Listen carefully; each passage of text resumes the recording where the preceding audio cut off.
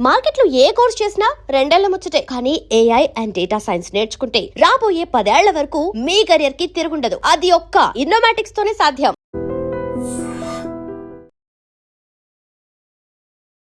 నమస్తే, నేను Kavitha. Welcome to I dream news and నిజాలు. 2 జాతీయ పార్టీలు, 2 దక్షిణాది రాష్ట్రాలు, 2 లీడర్లు. దేశమంతా ఈ ఇద్దరు గురించే మాట్లాడుకుంటోంది. అందులో ఒకరు డికే శివకుమార్, ఒకరు అన్నామలై. కాంగ్రెస్ పార్టీ తరఫున సీఎంగా డికే శివకుమార్ ఇప్పుడు ప్రమాణ స్వీకారం చేయబోతుంటే, అన్నామలై బీజేపీకి రిజైన్ చేసినట్టుగా అనౌన్స్ చేశారు. రేపు ఆయన బర్త్డే, ఒక పార్టీని కూడా స్థాపించబోతున్నారు అనేటువంటి వార్తలు వస్తున్నాయి. ఈ ఇద్దరు వ్యక్తులు ఎందుకంత కీలకంగా మారారు? నెక్స్ట్ రాబోయేటువంటి రాజకీయాలు దక్షిణాదిలో ఎలా ఉండబోతున్నాయి? జాతీయ పార్టీలు వీటిని ఎలా ట్యాకిల్ చేయబోతున్నాయి? భవిష్యత్తు వైపు ఎలా చూస్తున్నాయి? మనతో పాటుగా ఉన్నారు సీనియర్ జర్నలిస్ట్ సురేష్ కొచ్చతిల్ గారు. సార్ నమస్తే. సో ఫస్ట్ అన్నామలై గురించి స్టార్ట్ చేసుకుందాం. ఆయన ఐపీఎస్ ఆఫీసర్, రిజైన్ చేశారు, బీజేపీలో వచ్చి జాయిన్ అయ్యారు. 3% నుంచి కాస్త 11% వరకు దాన్ని అక్కడ ఉన్నటువంటి ఓట్ల శాతాన్ని తీసుకెళ్లారు. కాకుంటే ఏఐడిఎంకి ఒప్పుకోలేదు కాబట్టి ఆయన పక్కన పెట్టారు అనుకున్నప్పుడు, అంతకుముందు 5 ఎమ్మెల్యేలు ఉన్నది కాస్త 1కి పడిపోయింది. బట్ ఈ ఫ్రస్ట్రేషన్, సఫికేషన్ ఇవన్నీ చూసిన తర్వాత ఫైనల్గా ఆయన రిజైన్ చేసేశారు. నెక్స్ట్ ఏముండబోతుంది? ఆయన స్ట్రాటజీ ఎలా ఉంది అసలు? అన్నామలై గారు నేను ఒక 2 సంవత్సరాల ముందు చెన్నైలో పార్టీ ఆఫీస్లో కలిశాను ఫస్ట్ టైం. దానికన్నా ముందు పార్టీ మీటింగ్స్లో కలుస్తుంటే, కానీ చాలా పెద్ద క్రౌడ్ ఉంటుండే. కానీ 1-to-1గా నేను టైం అడిగాను, 5 నిమిషాలు ఇచ్చారు నాకు. 1.5 సేపు మాట్లాడారు, 1.5 hours. So much so that L Murugan గారు రూమ్లో కూర్చున్నప్పుడు ఆయన కూడా బయటికి వెళ్ళమని చెప్పారు. ఆయన ఐ ఫెల్ట్ వెరీ బ్యాడ్, ఎందుకంటే ఆయన యూనియన్ మినిస్టర్, ఆయన్ని బయటికి వెళ్ళండి, నేను సురేష్తో మాట్లాడుతానని చెప్పారు. ఫస్ట్ చైర్ మేమిద్దరు ఆపోజిట్గా కూర్చొని, తర్వాత ఆయన చైర్ తీసుకొచ్చి ఇటువైపు కూర్చొని పక్కన మాట్లాడారు. క్లారిటీ ఆఫ్ థాట్ అనేది ఇస్ ఆసమ్. ఎందుకంటే అన్నామలై గారు నేను ఫస్ట్ కలిసింది ఆయన ఎస్పీగా ఉన్నప్పుడు ఉడిపిలో, when you was an IPS officer, SP Udupi. దాంట్లో నా కూతురు చదువుతున్న మణిపాల్ యూనివర్సిటీ దాని కింద వస్తుంది ఉడిపిలో.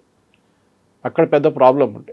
ఒకటి, రెస్టారెంట్స్ అంతా రాత్రి 3-4 గంటల దాకా ఓపెన్ ఉంటుండే. పిల్లలందరూ ఆ టైంలో వచ్చి డిన్నర్ చేస్తారు, లేట్ నైట్ స్టడీకి అంతా. ఒక 2-3 ఘటనలు జరిగింది అక్కడ. ఒక రేప్ కేసు జరిగింది ఒక డాక్టర్ది అక్కడ ఉన్న మెడికల్ కాలేజ్లో, మణిపాల్లో ఉన్న మెడికల్ కాలేజ్లో. అది ఒక ఆటో రిక్షా డ్రైవర్ చేశాడు. So he was appointed and చాలా స్ట్రిక్ట్గా ఎన్ఫోర్స్ చేశారు. దట్ ఈస్ ఆఫ్టర్ 12 o'clock, 12:30 ఒక్క రెస్టారెంట్ కూడా ఓపెన్. అది మణిపాల్లో కల్చరే లేదు. మణిపాల్లో మినిమం 3-4 గంటల దాకా నడుస్తుంటుంది రెస్టారెంట్స్ అని. సో సడన్గా వీళ్ళందరూ స్టూడెంట్స్ అందరూ ప్రొటెస్ట్ చేశారు. మణిపాల్ యూనివర్సిటీ షట్ డౌన్ మోడ్కి వెళ్ళిపోయింది. కానీ మన అన్నామలై గారిని సపోర్ట్ చేసింది మోహన్ దాస్ పై గారు, is the chairman of Manipal education. ఈ సెడ్ యూ డూ ఇట్. అక్కడ ఇంకో డ్రగ్స్ ఇష్యూ ఉండే, అది ఒక పాతది, అది కూడా ట్యాకిల్ చేశారు చాలా స్ట్రిక్ట్గా. ఫస్ట్ టైం అప్పుడు ఒక పర్సనల్ ఇంటరాక్షన్ చెప్పలేము, కానీ వీ మెట్. అప్పుడు నాకు అర్థమైంది, ఐ మీన్ ఈయనలో ఒక క్లారిటీ ఉంది చాలా మటుకు. ఒకటి, if he decides on something he will do it. అది కొంతమందిలో క్వాలిటీ ఉంటుంది, కొంతమంది they will go the flow, నడుస్తుంది కానీ మనం కూడా దీంతో పోదామని చెప్పేసి. అన్నామలై గారిని బీజేపీ స్టేట్ ప్రెసిడెంట్గా అపాయింట్ చేసినప్పుడు చాలా మటుకు చాలామంది అన్నారు, ఈ ద నెక్స్ట్ పిఎం మెటీరియల్ అన్నారు. 20-30 సంవత్సరాల తర్వాత ప్రైమ్ మినిస్టర్ కూడా కావచ్చు. సౌత్ నుంచి చాలా తక్కువ మంది ప్రధానమంత్రులు ఉన్నారు. దేవగౌడ గారు ఒకరు, నరసింహరావు గారు ఒకరు, అంత ప్రధానమంత్రి ఎక్కువ లేరు మన వైపు నుంచి. కేపబిలిటీ ఉంది. కానీ తమిళనాడు పాలిటిక్స్ అనేది ఒక different cup of tea. Possibly మనం విజయ్కి చాలా పెద్ద క్రెడిట్ ఇవ్వాలి దీనికి. మనం అందరూ అంటాం విజయ్ గెలిచారు, ఫిల్మ్ స్టార్, అది ఇదని. కానీ తమిళనాడులో ద్రవిడియన్ పాలిటిక్స్ ఒక్కటే నడుస్తుందని ఆల్మోస్ట్ ఒక 70 సంవత్సరాలు, 60 అని పెట్టుకోవచ్చు, 60 సంవత్సరాల నుంచి ఓన్లీ ద్రవిడియన్ పాలిటిక్స్. మీరు ఒక ద్రవిడియన్ పార్టీ ఉంటేనే మీరు గెలుస్తారు. ముందు ఓన్లీ డిఎంకే ఉండే, తర్వాత ఏఐడిఎంకే స్ప్లిట్ అయ్యి ఎంజీఆర్ గారు బయటకు వచ్చిన తర్వాత ఏఐడిఎంకే సెటప్ అయ్యి. కానీ చిన్న చాలా పార్టీలు ఉన్నారు, ఎండిఎంకే ఉన్నారు, టీఎంసీ ఉన్నారు, చాలా మటుకు చిన్న పార్టీలు ఉన్నారు. మనం గుర్తుపెట్టుకోవాలి, తమిళనాడులో మెయిన్ పార్టీ నుంచి బయటికి వచ్చి ఇంకొక పార్టీ పెట్టడం అనేది కొత్తది కాదు. మనం తమిళ్ మానిలా కాంగ్రెస్లో చూసాం. అది కరుప్పయ్య మూపనార్, పి చిదంబరం, వీళ్ళందరూ కాంగ్రెస్ నుంచి బయటకు వచ్చి కొత్త పార్టీ పెట్టారు. కోర్స్ తర్వాత చిదంబరం గారు కాంగ్రెస్కి వెళ్ళిపోయారు రిటర్న్. కానీ టీఎంసీ అనే పార్టీ ఇప్పుడు కూడా ఉంది అక్కడ, లేదని కాదు. డిఎంకే నుంచే కదా ఏఐడిఎంకే కూడా అది స్ప్లిట్ అయింది. బట్ నేషనల్ లెవెల్లో ఒక నేషనల్ పార్టీని స్ప్లిట్ చేయడం అనేది ఫస్ట్ టైం. ఆయన సొంత పార్టీ పెట్టుకున్నప్పుడు మన అన్నామలై గారు పెడుతున్నారు, పార్టీ పెట్టబోతున్నారు అంటున్నారు, అందరు సర్ప్రైజ్ అయ్యారు. ఎందుకు చేశారు మూపునార్ ఆ టైప్? మూపునార్ గారు కూడా ప్రాబ్లం. అంజయ్ గారు రాజీవ్ గాంధీతో జరిగిన అదే ఇష్యూ బేగంపేట ఎయిర్పోర్ట్లో ఎన్టీ రామారావు గారు తెలుగు ఆత్మగౌరవం అని చెప్పి తెలుగుదేశం పార్టీ పెట్టిన రీజన్ అది. ఢిల్లీ నుంచి ముఖ్యమంత్రి డిసైడ్ చేస్తారు, ఎన్వెలప్ పేరు వేసి పంపిస్తారు, లేకుంటే తల మీద కుండ పెట్టుకొని పంపిస్తారు, ఇక్కడ వచ్చి కుండ వాళ్ళ కొట్టగానే ఈయన ముఖ్యమంత్రి అని తెలిసిపోతుంది. ఇది ఉండే ఒకటి ఆ ఫీలింగ్ ఉంది. ఇప్పుడు కూడా మీరు చూడండి, Revanth Reddy RSS ABVP background, పార్టీలో వచ్చి ఎన్ని సంవత్సరాలు అయింది, కాంగ్రెస్లో వచ్చి హార్డ్లీ ఎనీ టైం. ఈ పార్టీలో 20, 30, 40 సంవత్సరాల నుంచి పనిచేసిన హనుమంతరావు లాంటి వాళ్ళు చాలామంది ఉన్నారు దీంట్లో. అట్లాంటి వాళ్ళని అందరిని పక్కన పెట్టి రేవంత్ రెడ్డిని ముఖ్యమంత్రి చేశారు. ఎందుకు? రేవంత్ రెడ్డి పార్టీ వైపు నుంచి చాలా గట్టి పోటీ ఇచ్చి కేసీఆర్ వ్యతిరేకంగా పోరాటం చేసి అరెస్ట్ చేశారు, ఆయన మీద చర్యలు జరిగింది, అన్నీ జరిగింది, గెలిచారు ఎలక్షన్. ఇదే థింగ్ మీరు సువేందు అధికారులు చూస్తారు. మమతా బెనర్జీ రైట్ హ్యాండ్ ఉన్న మనిషి టీఎంసీని రాజీనామా చేసి 5 సంవత్సరాల ముందు బీజేపీలో వచ్చారు 2020లో. 2020లో వచ్చిన సువేందు అధికారి 2026లో వెస్ట్ బెంగాల్ ముఖ్యమంత్రి అయ్యారు, బీజేపీ ముఖ్యమంత్రి. అప్పుడు మీరు ఒక ప్యాటర్న్ చూస్తున్నారు. హిమంత విశ్వ శర్మ అస్సాం బీజేపీలో కాంగ్రెస్ నుంచి వచ్చారు, వచ్చి ఏమయ్యారు, ఆయన ఇప్పుడు బీజేపీ టాలెస్ట్ లీడర్ నార్త్ ఈస్ట్లో. సో లీడర్షిప్ అనేది రేవంత్ రెడ్డి ఉండొచ్చు, ఏబీవీపీ, ఆర్ఎస్ఎస్, టీడీపీ, తర్వాత ఇప్పుడు కాంగ్రెస్. హిమంత విశ్వ Sharma Congress to BJP, same with Suvendu అధికారి టీఎంసీ టు బీజేపీ. అన్నామలై ఎందుకు వద్దండి? అన్నామలై అదే బీజేపీ నుంచి బయటకు ఎందుకు వచ్చాడు? మిగతా వాళ్ళందరూ బీజేపీలో జాయిన్ అయ్యారు. కరెక్ట్, ఇది రీజన్ అది. ఎందుకంటే అన్నామలై బీజేపీలో వచ్చినప్పుడు ఆయనకు ఒక విజన్ ఉండే. తమిళనాడులో ఆయన ఒక పెద్ద పాదయాత్ర చేశారు, మీకు గుర్తుంటుంది. అవును. ఆయన ఏం చేశారంటే బీజేపీలో పెద్ద వీక్నెస్ తమిళనాడులో ఒకటి యాంటీ హిందీ యాటిట్యూడ్ ఒకటి ఉంది అక్కడ. ఇప్పుడు కాదు, 60 నుంచి ఉంది, 1960s. అన్నామలై గారు వచ్చినప్పుడు ఫస్ట్ ఏం రియలైజ్ అయ్యారంటే అక్కడ బూత్లో కూర్చొని ఎవరు లేరు తమిళనాడులో. అమిత్ షా గారు ఎప్పుడు అంటారు, booth management is the most essential. Modi గారు మీటింగ్ అడ్రస్ చేశారా, లేకుంటే అమిత్ షా గారు మీటింగ్ అడ్రస్ చేశారా, మిగతా లీడర్లు మీటింగ్, బూత్లో 10 మంది ఉన్నారా లేదా, బయట కూర్చోడానికి 5-6 మంది ఉండాలి టేబుల్ వేసుకొని, బూత్ లోపల ప్రతి బూత్కి ఒకరైనా ఉండాలి, రీప్లేస్మెంట్గా ఇంకొకరు ఉండాలి. ఇది బీజేపీ దగ్గర లేకుండే. తమిళనాడులో absolutely except for Coimbatore and Kanyakumari బీజేపీకి ఎక్కడ పట్టు లేకుండే ముందు, బిఫోర్ అన్నామలై వచ్చే ముందు కూడా. కానీ అన్నామలై వచ్చిన తర్వాత ఏం చేశారంటే పాదయాత్ర చేశారు. ఆయన నార్మల్ పొలిటీషియన్ లాగా, ఫర్ ఎగ్జాంపుల్ మీరు ఒక విలేజ్కి వెళ్ళారు మదురై దగ్గర, విలేజ్ అంతా టూర్ చేసి ఒక 10-20 విలేజ్లు కవర్ చేసిన తర్వాత మళ్ళీ మీరు మదురైలో వచ్చి ఒక హోటల్లో ఉంటారు. ఈయన అట్లా కాదు, ఈయన అదే ఊర్లో ఏదో ఒక ఊర్లోనే అక్కడే ఉంటారు అనమాట. సో ఒక కనెక్ట్ ఎస్టాబ్లిష్ అయింది కాడర్స్తో, వాళ్ళు ఎక్సైట్ అయిపోయారు. అదే ఎక్సైట్మెంట్ మీరు విజయ్ వచ్చినప్పుడు చూశారు. ఆఫ్కోర్స్ ఆయన ఒక ఫిలిం స్టార్, కానీ అన్నామలై కూడా ఫిలిం స్టార్ కన్నా తక్కువ కాదు. ఆయనకు ఒక ఆరా ఉండే ఆయనకి. నాకు గుర్తుంది ఒకసారి BJP national executive committee meeting నడిచింది ఇక్కడ హైదరాబాద్లో 2 సంవత్సరాల ముందు. శంషాబాద్ ఎయిర్పోర్ట్లో ఒక రిసెప్షన్ పెట్టారు కమిటీ, వీళ్ళందరినీ రిసీవ్ చేయడానికి ఒక పెద్ద సెటప్ చేశారు అక్కడ, ఒక హోటల్ లాగా, చిన్న హోటల్ లాగా. అదే రిసెప్షన్ ఇన్కమింగ్ ఫ్లోర్లో అన్నామలై గారు వచ్చినప్పుడు మిగతా అందరూ వచ్చినప్పుడు షేక్ హ్యాండ్ చేసి బొక్కే ఇచ్చి తీసుకెళ్ళటం. అన్నామలైని క్రౌడ్, యంగ్ క్రౌడ్ అక్కడి నుంచి ఆయన వాళ్ళ భుజం మీద ఎత్తుకెళ్ళారు బయటికి. What is the difference? అది నేను మిగతా ఎవరి దాంట్లో చూడలేదు. ఒక స్టార్ కేపబిలిటీ ఉంది ఆయనకి. ఇక్కడ వచ్చి మాట్లాడినా కానీ, తమిళనాడు మాట్లాడినా కానీ, ఆంధ్రాలో, తెలంగాణలో his clarity is very clear. ఆయనకు ఒక అడ్వాంటేజ్ ఏంటంటే, ఒకటి డిసిప్లిన్. ఒక ఐపీఎస్ ఆఫీసర్గా వచ్చిన దానికి ఒక డిసిప్లిన్ ఉంది.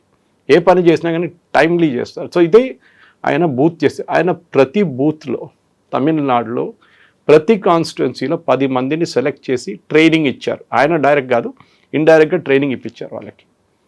ఇది బీజేపీ స్ట్రెంగ్త్ ఉంటే, మీరు చెప్పిన 11%, 13% బీజేపీ ఎందుకు వెళ్ళిందంటే ఇదే రీజన్. అక్కడి నుంచి ఈ ఏఐడిఎంకి అయితే పొత్తు ఎందుకు పెట్టుకున్నారో ఎవరికి అర్థం కాదు. ఏఐడిఎంకి ఏం వాల్యూ ఇస్తారు బీజేపీకి? దీనికన్నా ముందు కూడా మనం చూసాం, బీజేపీతో పొత్తు పెట్టుకున్నప్పుడు బీజేపీకి వాల్యూ రాలేదు. అది కాంగ్రెస్ కూడా అదే ప్రాబ్లం. ఒక టైంలో కరుణానిధి బీజేపీ లీడర్స్తో చాలా క్లోజ్ ఉన్నారు, బీజేపీతో అలయన్స్లో ఉన్నారు డిఎంకే. అప్పుడు ఏఐడిఎంకే సపరేట్గా ఉన్నారు, తర్వాత ఏఐడిఎంకే కలిసారు జయలలిత టైం నుంచి. ఇది జరగట్లేదు. సో అన్నామలైకి తెలిసిపోయింది ఏంటంటే, అక్కడ బీజేపీకి గ్రో కావడం అంటే తమిళనాడులో పెరగడానికి ఛాన్సెస్ ఎక్కువ లేదు.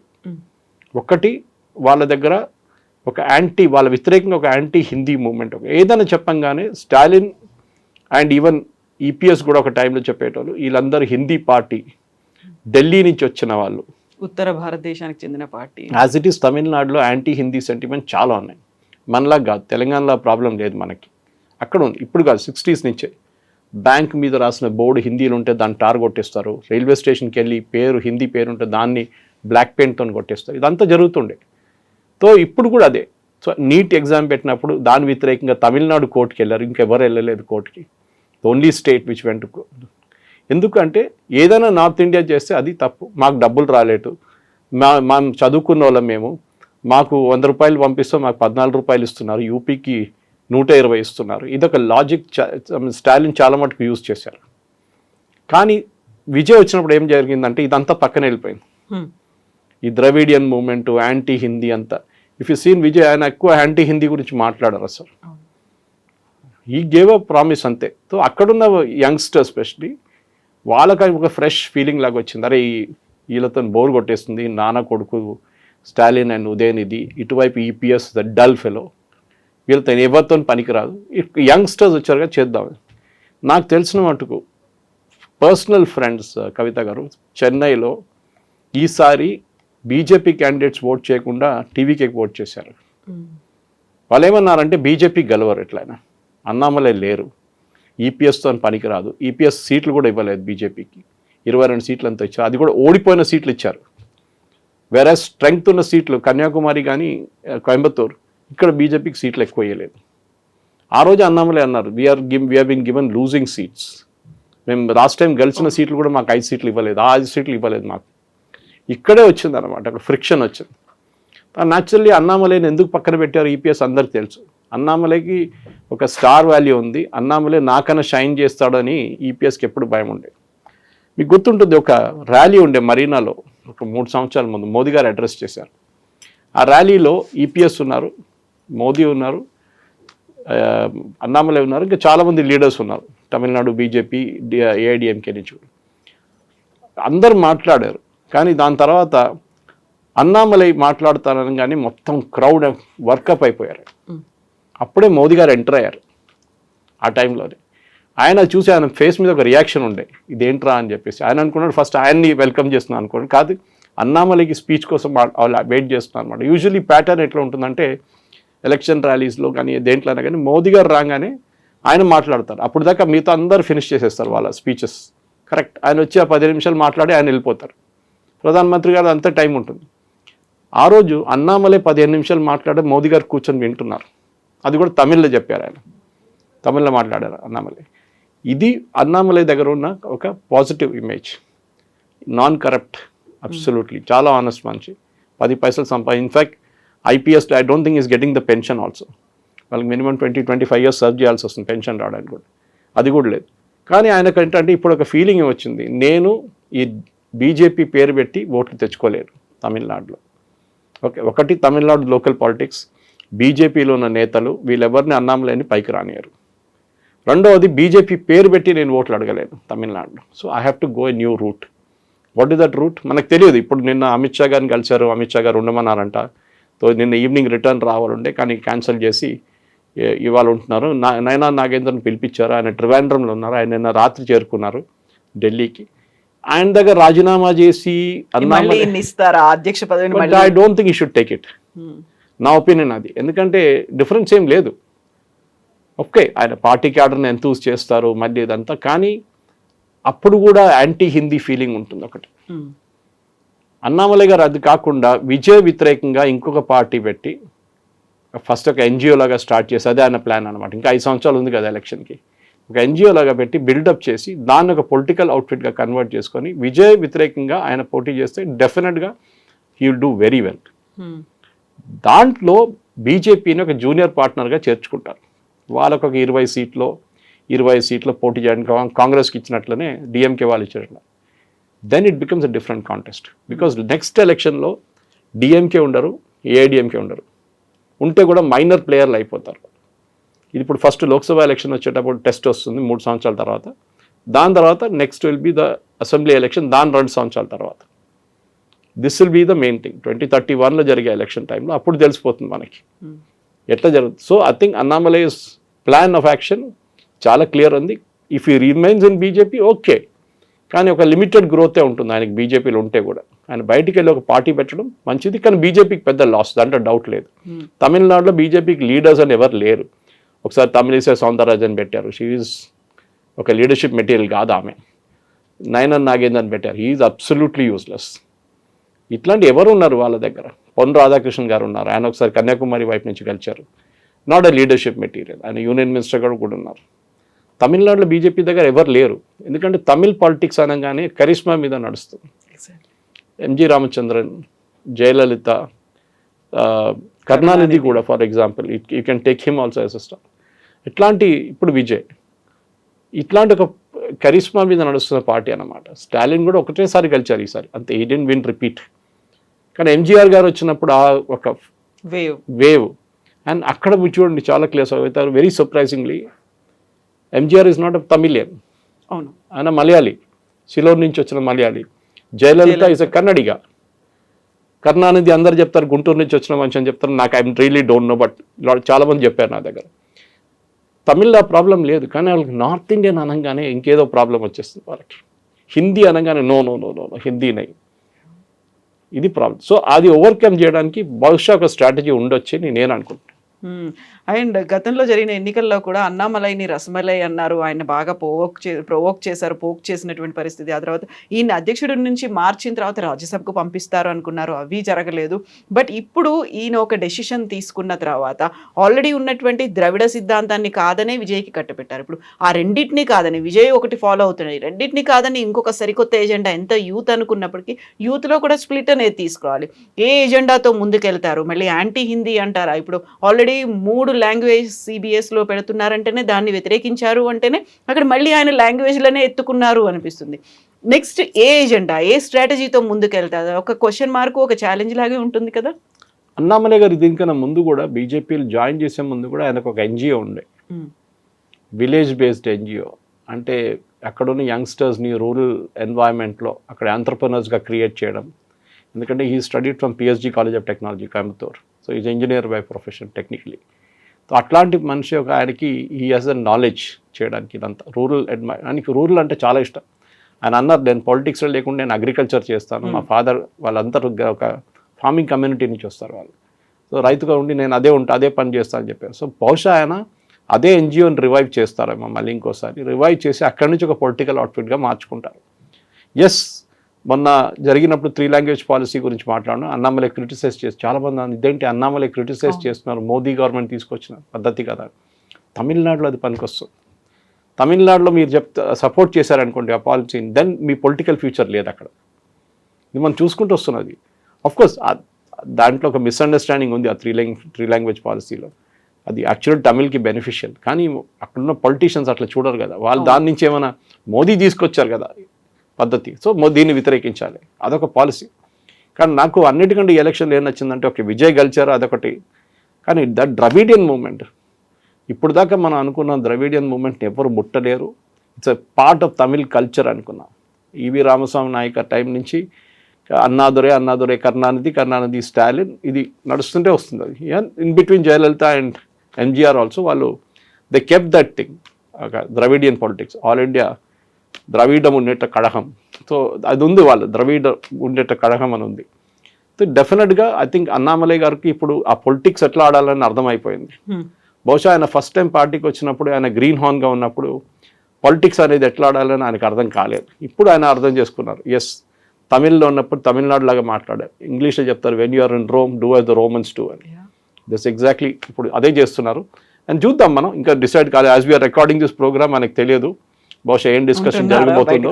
సాయంత్రం దాకా రిజైన్ చేస్తారా, లేకుంటే ఆయన మళ్ళీ ఉండిపోతారా పార్టీలో, ఏమైనా కానీ ఐ థింక్ బీజేపీ ఆయన్ని ఒకసారి రికగ్నైజ్ చేస్తే ఆయన్ని అక్కడ ఉంచండి, మళ్ళీ యూజ్లెస్ లీడర్స్ని తీసుకురాకండి. నయనార్ నాగేంద్రను, తమిళిసై సౌందరరాజన్, అబ్సల్యూట్లీ యూస్లెస్.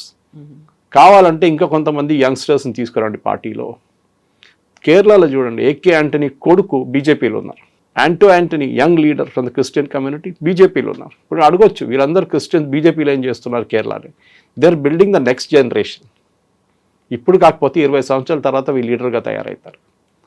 సువేందు అధికారి, హిమంత బిశ్వ శర్మ, యోగి ఆదిత్యనాథ్, దేవేంద్ర ఫడ్నవీస్ వీళ్ళందరూ బీజేపీలో నెక్స్ట్ జనరేషన్ లీడర్స్. దాంతో ఇంకో పేరు కూడా మనం యాడ్ చేసుకోవచ్చు, అన్నామలై.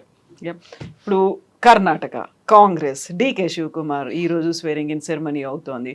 ముఖ్యమంత్రిగా బాధ్యతలు స్వీకరిస్తారు. 2.5 ఏళ్ల పాటు ఫస్ట్ అనుకున్నారా అనుకోలేదా అఫీషియల్ గా బయటికి రాకపోయినప్పటికీ కూడా సిద్ధరామయ్య ఆయన రిజైన్ చేశారు, డికే శివకుమార్ వస్తున్నారు. నెక్స్ట్ టార్గెట్ అంతా కూడా మళ్ళీ కర్ణాటకని గెయిన్ చేసుకోవాలి అనేది ఒక కాంగ్రెస్ ది ఉంటుంది. దానికి తగ్గట్టుగా డికే శివకుమార్ వర్క్ చేస్తారా? ఒక డెడికేటెడ్ కార్యకర్తగా ఉన్నాడు, డెడికేటెడ్ లీడర్ గానే వర్క్ చేశాడు, అందరినీ కలుపుకున్నాడు అండ్ ఫైనాన్షియల్ గా కూడా బాగా హెల్ప్ సర్న్ఫుల్ చేసి అలాంటి పర్సన్ ఇప్పుడు సీఎం అవుతున్నారు అంటే ఎలా ఉండబోతుంది కాంగ్రెస్కి? అక్కడ కాంగ్రెస్కి ఏ ప్రాబ్లం వచ్చిందంటే ఒకటి క్యాస్ట్ పాలిటిక్స్, అది కర్ణాటకలో ఉంది, మన ఆంధ్ర వైపు ఉంది, తెలంగాణలో అంత లేదనుకోండి. కానీ తమిళనాడు కేరళలో అంత caste is not a big equation.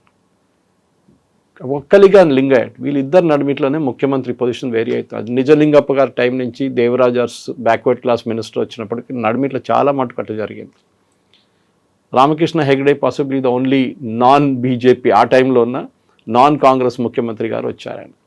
కర్ణాటకలో మీకు తెలిసిన 3 ముఖ్యమంత్రులే కంప్లీట్ చేశారు. ఒకటి దేవరాజర్స్ కానీ, నిజలింగప్ప కానీ, దాని మన సిద్ధరామయ్య గారు ఫస్ట్ టర్మ్ 2013-2018 36 ముఖ్యమంత్రులు ఉన్నారు ఇప్పుడు దాకా కర్ణాటకలో. సో కర్ణాటకలో ముఖ్యమంత్రిగా తక్కువ లేదు. ఓకే, ఎవ్రీ 2-3 ఇయర్స్ ముఖ్యమంత్రి మారుతారు అక్కడ. ఇక్కడ కూడా అదే జరిగింది. ఎందుకంటే ఈ లాస్ట్ టైం ఎలక్షన్ గెలిచిన తర్వాత వీళ్ళ నడిమిట్లో ఒక అగ్రిమెంట్ ఉండే, జెంటిల్మెన్స్ అగ్రిమెంట్. ఇక్కడ తెలంగాణలో కూడా అట్లా ఒక అగ్రిమెంట్ ఉంది, కానీ అది ఇంకో కాంటెక్స్ట్ అది. సో ఈ అగ్రిమెంట్లో 2.5 సంవత్సరాలు సిద్ధరామయ్య గారు ఉంటారు అండ్ 2.5 సంవత్సరాలు డికే శివకుమార్ ఉంటారని ఒప్పుకున్నారు ఆ టైం. డికే శివకుమార్ గారి ప్రాబ్లం ఏంటంటే ఆయనకి ఎమ్మెల్యేస్ ఫాలోయింగ్ ఎక్కువ లేరు, అది సిద్ధరామయ్య గారి దగ్గర ఉంది. కానీ సిద్ధరామయ్య గారి ప్రాబ్లం ఏంటంటే ఆయన కురుబా కమ్యూనిటీ చూస్తారు, which is the backward class community. వాళ్ళకి 7-8% పాపులేషన్లో స్ట్రెంగ్త్ ఉంది. ఒక్కలిగాస్ లింగాయట్ డామినేట్ చేస్తారు, కానీ వాళ్ళ పాపులేషన్ స్ట్రెంగ్త్ కొంచెం డిస్ప్యూట్ ఉంది, ఎందుకంటే ఆ క్యాస్ట్ సెన్సస్ కరెక్ట్ కాదని చెప్పి దాన్ని విత్డ్రా కూడా చేశారు. ఎనీవే 17, 18 నుంచి 19 దాకా ఉంటుంది, వీళ్ళదేమో 20 నుంచి 24 దాకా ఉంటుంది. ఒక్కలిగాస్ లింగాయట్స్ అండ్ ఒక్కలిగాస్. ఇప్పుడు హీఈస్ కమింగ్, ఒక్కలిగా ముఖ్యమంత్రిగా వస్తున్నారు డికే శివకుమార్. డికే శివకుమార్ ఎందుకు తీసుకొచ్చారనేది one main reason is Siddaramaiah గారి పర్ఫార్మెన్స్ చాలా మటుకు డిసప్పాయింటింగ్గా ఉంది. ఆయన ఏమైనా పెద్ద పని ఏమైనా చేశారంటే మీరు ఒక్క పాయింట్ కూడా చెప్పలేరు, he did this very good thing అని చెప్పేసి. లేదు, ఇండస్ట్రియలైజేషన్ అది ఆల్రెడీ ఉంది, ఐటీ ఆల్రెడీ ఉంది, కొత్తగా ఏం చేశారు? ఏం చేయలేదు. అక్కడ బెంగళూరు చుట్టుపక్కల ఉన్న డిస్ట్రిక్ట్స్ ప్రాబ్లం ఏంటంటే ఒకటి అర్బనైజేషన్ ఇష్యూ చాలా ఉంది, ట్రాఫిక్ అక్కడ మెయిన్ సమస్య. అక్కడున్న ప్రజల ఇన్ఫ్రాస్ట్రక్చర్ గురించి ఏడుస్తున్నారు. ఒక 30 నుంచి 40-45 సీట్ల మీద ఇంపాక్ట్ దీంతో ఉండిపోతుంది. సిద్ధరామయ్య గారు ఇంగ్లీష్లో ఎక్కువ మాట్లాడలేరు, Hindi is not fluent at all. ఈయనకి అదొక అడ్వాంటేజ్ ఉంది, ఒక యంగ్ ఇమేజ్, అంటే 64 ఇస్ స్టిల్ యంగ్. ఆయన న్యాచురల్ డికే శివకుమార్ మీరు చెప్పినట్లు ఒక ఆర్గనైజేషన్ కేపబిలిటీ ఉంది. ఆయన ఒక క్రైసిస్ మేనేజర్గా చూసుకుంటారు. మీరు చూసుంటారు ఎక్కడైనా ఏదైనా స్టేట్లో కాంగ్రెస్లో క్రైసిస్ వస్తే ఆయన పంపిస్తారు. రిసార్ట్ పాలిటిక్స్లో ఛాంపియన్ ఆయన. ప్లేన్లో హైర్ చేసి ఇమ్మీడియట్ కర్ణాటక తీసుకొచ్చి అక్కడ రిసార్ట్లో పెట్టిస్తారు అందరినీ, ఎమ్మెల్యేలు అందరినీ. చేశారు ఆయన, చాలాసార్లు చేశారు ఆయన. సో న్యాచురలీ కాంగ్రెస్ హైకమాండ్కి ఆయన తీసుకురావాలి. కానీ కాంగ్రెస్లో ప్రాబ్లం ఏంటంటే ఢిల్లీలో ప్రాబ్లం ఉంది, అంటే ద ఫస్ట్ ఫ్యామిలీలో ప్రాబ్లం. సోనియా గాంధీకి కర్ణాటక పాలిటిక్స్లో ఇంట్రెస్టే లేదు అసలు, రాహుల్ గాంధీకి ఉండే. అండ్ డికే శివకుమార్ రాహుల్ గాంధీకి ఎప్పుడు పడదు. మీకు గుర్తుంటుంది లాస్ట్ వీక్ పోయిన వారంలో డికే శివకుమార్ గారు 3 రోజులు ఢిల్లీలో ఉన్నారు, రాహుల్ గాంధీని కలవడానికి వచ్చారు. రాహుల్ గాంధీ కలవలేదు. బహుశా దీనికన్నా ముందు కూడా మనం మాట్లాడాం దాని గురించి. 3 రోజులు కలవకుండా అక్కడే ఉన్నారు ఆయన. లాస్ట్లో వెళ్ళిపోదాం అనే ముందు లాస్ట్ ట్రైగా ప్రియాంక వాద్రాకి ఫోన్ చేస్తే ఆమె చెప్పింది ప్లీజ్ కమ్ అలాంగ్, మాట్లాడి ఇది ప్రాబ్లం ఉంది మేడం చేపియాలి. నాకు అష్యూరెన్స్ అప్పుడు ఇచ్చారు నన్ను ముఖ్యమంత్రి చేస్తారని, చేయట్లేదు. కోర్స్ దాంతోపాటు అక్కడ ఉన్న మఠాల పీఠాధిపతులు వాళ్ళ ఫోన్ కాల్ అన్నీ రావడం మొదలుపెట్టి ప్రెషర్ బిల్డప్ అయింది ప్రియాంక మీద. She approved it, Rahul Gandhi approve చేయలేదు. తర్వాత కలిశారు శివకుమార్ వచ్చి ఫోటో కూడా తీసుకొని ట్వీట్ కూడా చేశారు మై లీడర్ అని చెప్పేసి.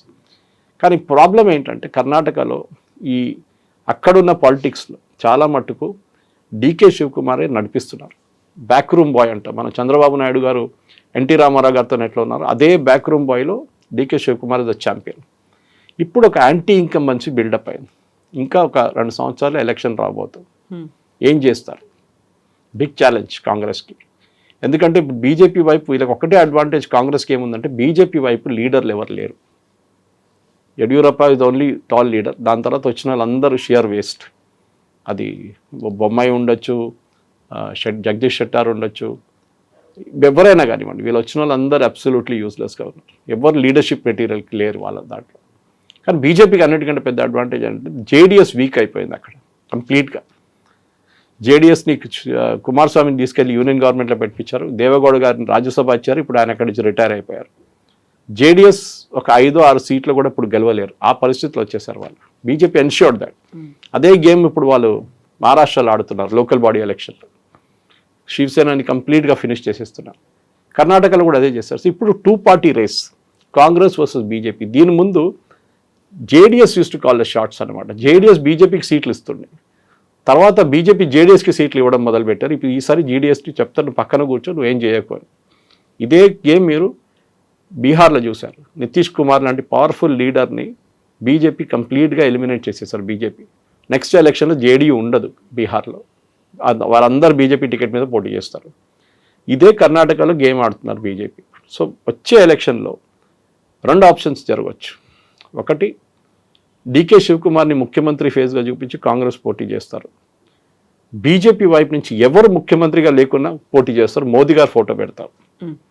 ఇది మనం ఒడిశాలో చూసాం, ఛత్తీస్గఢ్లో చూసాం, మధ్యప్రదేశ్లో చూసాం, రాజస్థాన్లో చూసాం. ఎక్కడా వీళ్ళు లీడర్ని పెట్టలేదు.